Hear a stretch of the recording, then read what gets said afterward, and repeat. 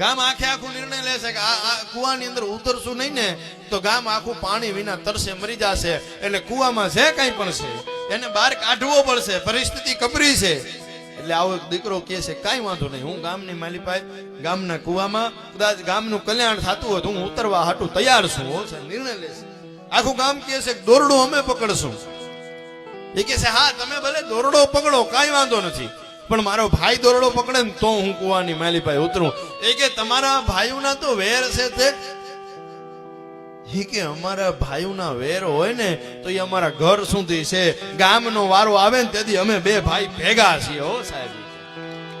અને પરિસ્થિતિ આખા ગામે દોરડું પકડ્યું, પાછળ હકો ભાઈ દોરડો પકડીને ઉભો છે અને એ દીકરો કુવાની માલિપાઈ ઉતરે છે કરણભાઈ. એટલે કુવાની માલિપાઈ ઉતર્યો ને એટલે જેવો કુવાની માલિપાથી જે વ્યક્તિ છે એનો અવાજ આવ્યો એટલે આખું ગામ દોરડું મૂકીને ભાગી ગયો.